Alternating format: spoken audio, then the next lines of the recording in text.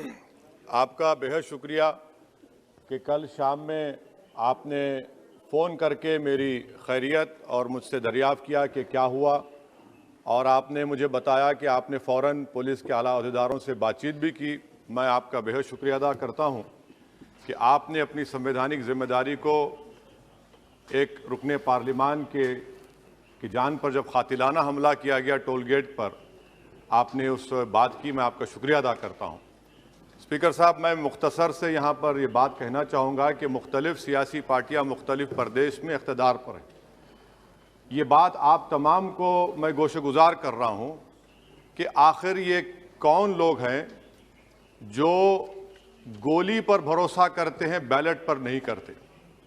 आखिर ये कौन लोग हैं जो इतना रेडिकलाइज हो चुके हैं कि इनको इस संविधान पर एतमाद नहीं रहा, उनको अंबेडकर के बनाए हुए संविधान के खिलाफ हैं, जो इतनी नफरत पैदा करते हैं।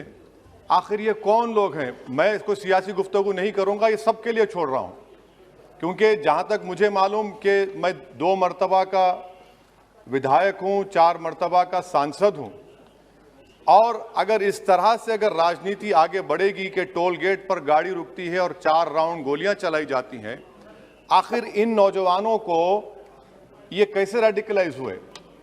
और मैं सरकार से पूछना चाहता हूं कि क्या उन्होंने ये रेडिकलाइजेशन सैयद कुतुब की किताब पढ़कर रेडिकलाइज हुए, अब्दुल्ला अज़ाम की किताब पढ़कर रेडिकलाइज हुए, या अयमन अल ज़ोहरी की किताब पढ़कर रेडिकलाइज हुए?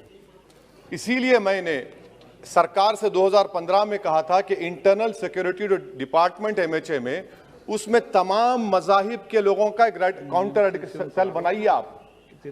और सर, ये रेडिकलाइज हो चुके हैं तो भारत की इससे राइट विंग कम्युनिज्म और टेररिज्म बढ़ेगा। मैं आपसे अपील कर रहा हूं कि जो गलती NDA 1 में की थी आप वही करने जा रहे हैं।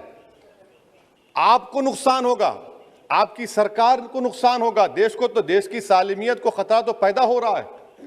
सर, मैं आपके जरिए से सरकार को यह भी बताना चाहूंगा कि जिन लोगों ने ये रेडिकलाइजेशन किया है, आप इस पर गौर करिए, इन पर UAPA क्यों नहीं लगाते आप?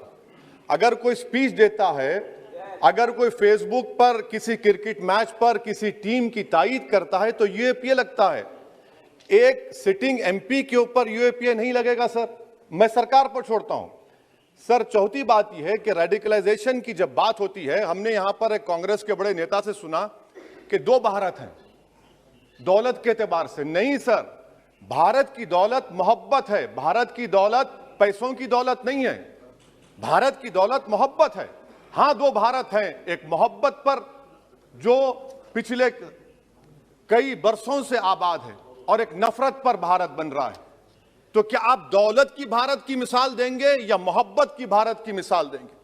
अगर मोहब्बत की भारत की मिसाल देंगे तो उसमें आपको मेरी जबान को रोकने के लिए गोली चलाने की जरूरत नहीं है। इस 2 भारत को समझने की जरूरत है। सर, खत्म सर, मुझे खत्म सर सुनिए सर, मैंने करीब से 6 फीट से गोलियां देखी, मुझे बोलने दीजिए सर। हो सकता है कि कल दिन ना देखूं मैं। अगर मैं यहां पर नहीं बोलूंगा तो कहां बोलूंगा सर? आप मुझे प्लीज बोलने दीजिए। सर, मैं आपसे गुजारिश यह करना चाहूंगा कि आप हरिद्वार में, रायपुर में और इलाहाबाद प्रयागराज में मेरे बारे में क्या कहा गया, आपके नाईबी की रिपोर्ट है ना, आप क्यों छुपा रहे उसको? देखिए, मैं मौत से नहीं डरने वाला हूं, हम सबको जाना है इस दुनिया से, बल्कि मैंने कह दिया कि मैं इस वतन में पैदा हुआ, मेरी मां की कोख से तो जमीन पर लिटाया गया। जब मेरी आंख बंद हो जाएगी तो इंशाल्लाह औरंगाबाद की जमीन मुझे दफनाया जाएगा। मगर मैं आपसे अपील करना चाह रहा हूं सरकार से सर, कि जो कुछ बातें की गई हैं उसको देखिए। मैं Z कैटेगरी सिक्योरिटी नहीं चाहिए मुझे, मैं हरगिज नहीं चाहिए मुझे। मैं 94 से पॉलिटिक्स में हूं, मैं आजाद जिंदगी गुजारना चाहता हूं। मैं घुटन के साथ जिंदा नहीं रह सकता इस दुनिया में।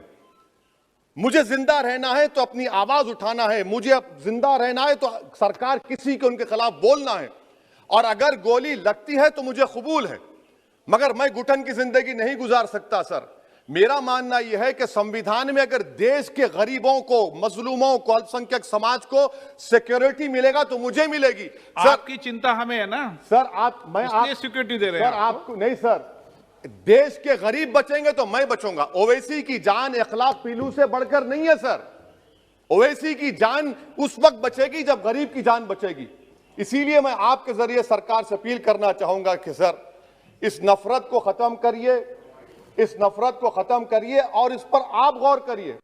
मैं नहीं लूंगा सिक्योरिटी, मैं जेड कैटेगरी नहीं चाहता हूं सिक्योरिटी। मुझे ए कैटेगरी का शहरी बनाइए आप, मुझे ए कैटेगरी का शहरी बनाइए ताकि मेरी और आपकी जिंदगी बराबर हो। जब देश के प्रधानमंत्री पर सिक्योरिटी ब्रीच हुआ, अपोजिशन की तरफ से मैंने कहा था कि गलत हुआ, सब सेकुलर पार्टी के लोगों ने कहा कि ओवैसी तुम क्यों बोले, तुम क्यों बोले। मैंने कहा नहीं, देश का प्रधानमंत्री मेरा है, सिक्योरिटी ब्रीच हुई तो एक्शन लेना चाहिए। मगर 4 मर्तबा के एमपी पर कोई 6 फीट के फासले से 4-4 गोली चलाता है। मुझे मौत है, हम सबकी मौत है, मगर मैं इन गोली चलाने वालों से डर कर खामोश नहीं बैठने वाला हूं। और मैं दुआ करता हूं कि उत्तर प्रदेश में पुरअमन पोलिंग होगी इंशाअल्लाह। उत्तर प्रदेश की जनता गोली चलाने वालों का जवाब बैलेट से देगी, नफरत का जवाब मोहब्बत से देगी और कमजोरों को दबाने का जवाब हिस्सेदारी से देगी।